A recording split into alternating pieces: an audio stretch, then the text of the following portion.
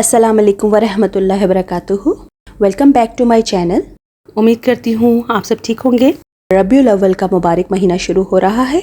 इस महीने में हम शुरू करने जा रहे हैं सीरतुन नबी की सीरीज़। सीरतुन नबी में सबसे पहले जो हम वीडियो बनाएंगे वो बनाएंगे नबी पाक सल्लल्लाहु अलैहि वसल्लम की खूबसूरत आदात मुबारका, जिन्हें आज साइंस भी साबित कर चुकी है। वैसे तो हज़रत मोहम्मद सल्लल्लाहु अलैहि वसल्लम ने अपनी ज़िंदगी में जो भी काम किए वो अल्लाह ताला के कहे हुए हुक्म से किए। नबी पाक सल्लल्लाहु अलैहि वसल्लम जो काम करते थे वो वही करते थे जो हुक्म इलाही होता था। मतलब कि अगर हम कुरान पाक को समझना चाहें तो नबी पाक सल्लल्लाहु अलैहि वसल्लम की हयात मुबारका हमारे लिए उसका बेहतरीन नमूना है। लेकिन आज के जदीद दौर में वही चीज़ जो नबी पाक सल्लल्लाहु अलैहि वसल्लम हमें बता गए हैं, वो रिसर्च के बाद उनका नतीजा वही निकलता है जो हमारी एक इंसान, एक इंसानी जान, एक मखलूक होने के नाते या एक जानदार होने के नाते हमारे लिए अहम है। आप सबको पता है कि अल्लाह ताला ने हमें इस दुनिया में अपनी इबादत के मकसद के लिए भेजा है, और अल्लाह ताला की इबादत के साथ साथ हमें नबी पाक सल्लल्लाहु अलैहि वसल्लम की नक्शे कदम पे चलना बहुत ज़रूरी है। तो आज हम इस वीडियो में नबी पाक सल्लल्लाहु अलैहि वसल्लम की वो आदात पढ़ेंगे और उसके साथ हम साइंसी मुशाहिदा भी रखेंगे, ये जदीद साइंस इस बारे में क्या कहती है। रसूलुल्लाह सल्लल्लाहु अलैहि वसल्लम की सबसे पहली आदत सुबह जल्दी उठना।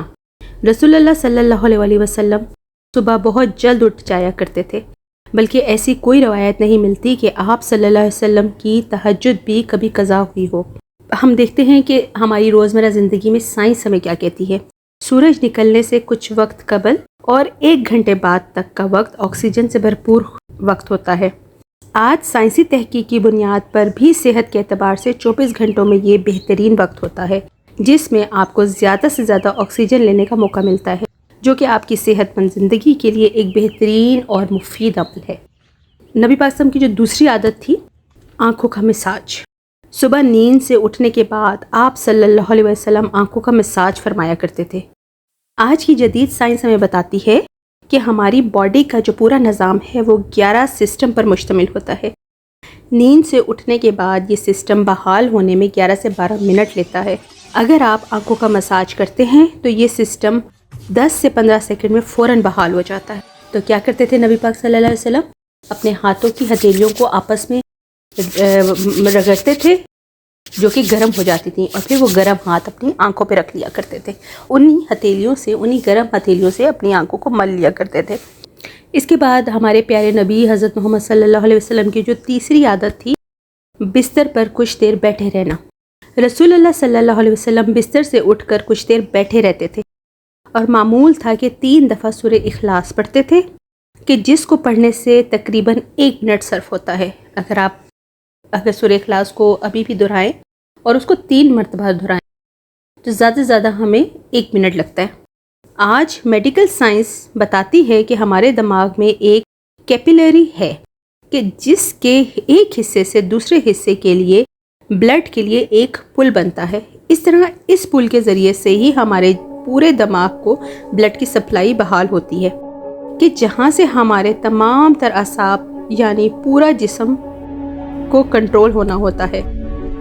अगर कोई शख्स सुबह बेदार होने पर अचानक उठकर चल दे कि अभी जिस्म में ब्लड की सप्लाई बहाल नहीं हुई, तो उस शख्स को यहाँ ब्रेन हेमरेज हो सकता है, या वो ब्रेन के कई दूसरे पेचीदा मसाइल का शिकार हो सकता है, कि जिसमें अचानक जिस्म के कई हिस्सों का मफलूज होना यानी फालिज होना शामिल है।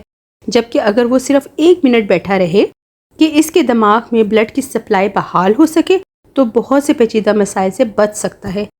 ये बाकायदा एक साइंस है, और इस एक हदीस मुबारका ने साइंस को बयान कर दिया जो आज सदियों बाद साबित हुई।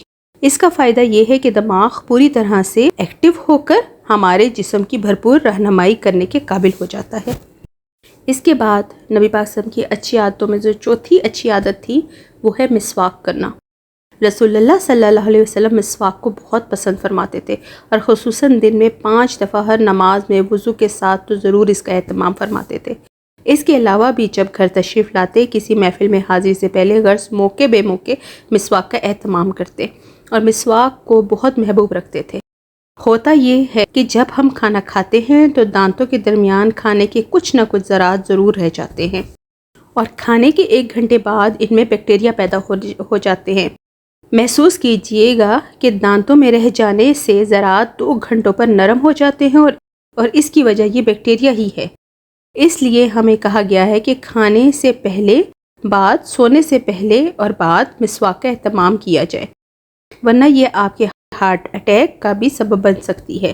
آسٹریلیا کی یونیورسٹی نے ہارٹ اٹیک کے 500 مریضوں پر ریسرچ کی۔ انہوں نے جہاں اور بہت سی وجوہات بیان کی، وہیں ایک اس کی کامن وجہ یہ بھی سامنے آئی ہے کہ یہ لوگ ٹوتھ برش کرنے کے عادی نہ تھے، جس کے سبب ان کے دانتوں میں جمع میل پیٹ میں جا کر اس قدر ملٹی پلائی ہوا کہ ہارٹ کی آرٹریز کو بلاک کرنے کا سبب بنا۔ ان کو ہارٹ اٹیک کا اصل سبب ان کے دانتوں کا میل تھا، جبکہ ہمارے پیارے نبی صلی اللہ علیہ وسلم مسواک کا اس حد تک استعمال کرتے۔ ایک موقع پہ فرمایا کہ اگر امت پہ بھاری نہ ہوتا تو میں امت پہ مسواک کو فرض قرار دیتا۔ آج کی ماڈرن سائنس یہ ثابت کر چکی ہے کہ جن لوگوں کو مسواک زیادہ کرنے کی عادت ہوتی ہے ان کو غصہ کم آتا ہے اور اکثر ٹھنڈے مزاج اور پرسکون رہتے ہیں۔ جس شخص کو زیادہ غصہ آتا ہو، بلڈ پریشر ہائی رہتا ہو اور طبیعت میں بے چینی ہو، وہ زیادہ سے زیادہ مسواک کیا کرے۔ 2-3 ماہ میں ہی اس کو حیرت انگیز معجزاتی اثرات نظر آئیں گے۔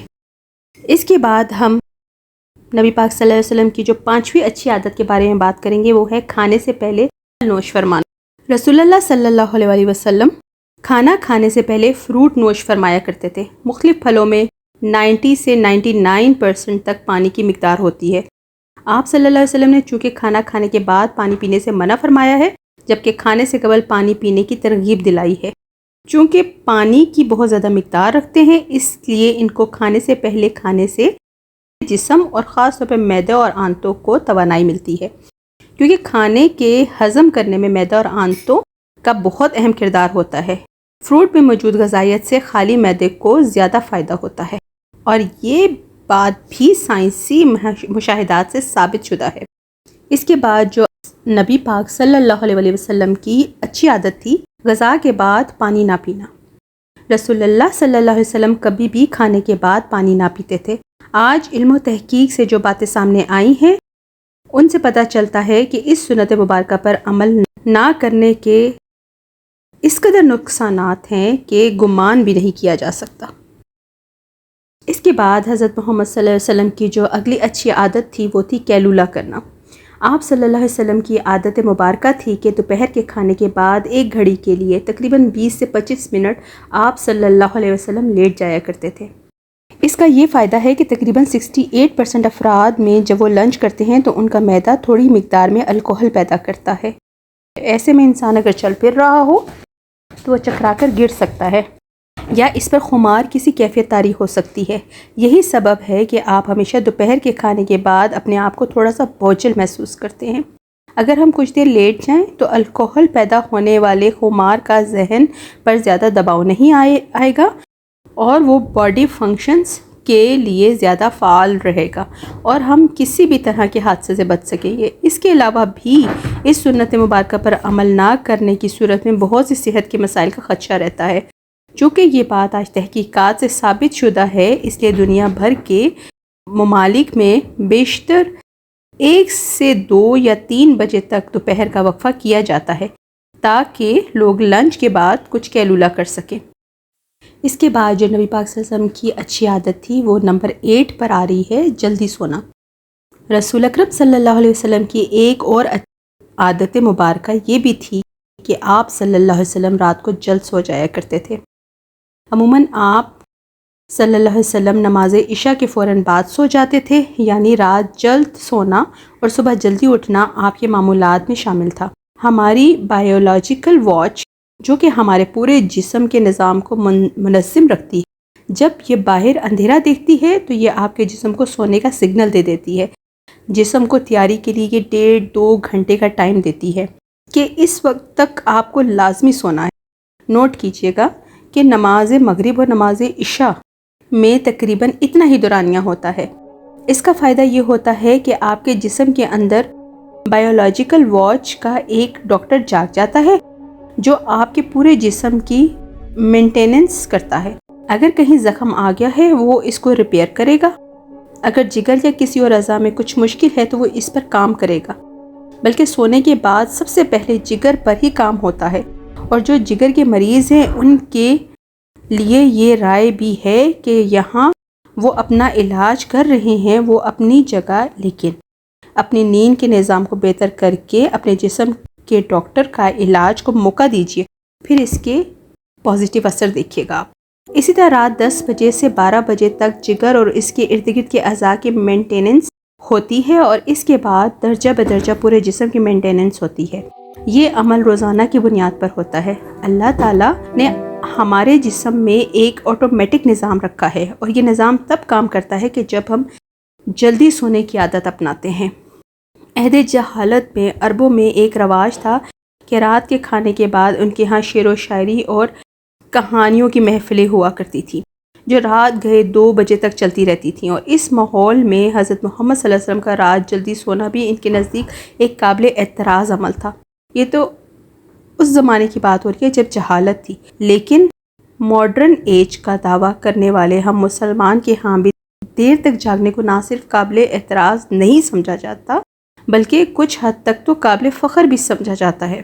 جہالت کے دور کی محفلوں کی آج ماڈرن انٹرنیٹ اور سیٹلائٹ ٹیکنالوجی نے لے لی ہے، لیکن جلدی سونا رسول اللہ صلی اللہ علیہ وسلم کے معمولات میں تھا۔ یہی وجہ ہے کہ پوری حیات مبارکہ میں رسول اکرم صلی اللہ علیہ وسلم ایک لمحے کے لیے بھی بیمار نہیں ہوئے۔ الحمدللہ رب العالمین۔ آج آپ کے ساتھ بہت سی پیاری پیاری باتیں ہوئیں، جس میں ہم نے حضرت محمد صلی اللہ علیہ وسلم کی حیات مبارکہ کی بہت اچھی عادات کو ڈسکس کیا ہے۔ ہم ان عادات کو اپنائیں گے اور اپنی زندگی میں پازیٹیو اس کا رزلٹ پائیں گے انشاءاللہ تعالی۔ اب آپ لوگوں کو اگر یہ ویڈیو پسند آئی ہو تو ویڈیو کو لائک کیجئے، اگر آپ میرے چینل پر نئے ہیں تو چینل کو سبسکرائب کیجئے۔ اپنا بہت خیال رکھیں، مجھے اپنی دعا میں یاد رکھیں۔ اگلی ویڈیو تک کے لیے اللہ حافظ۔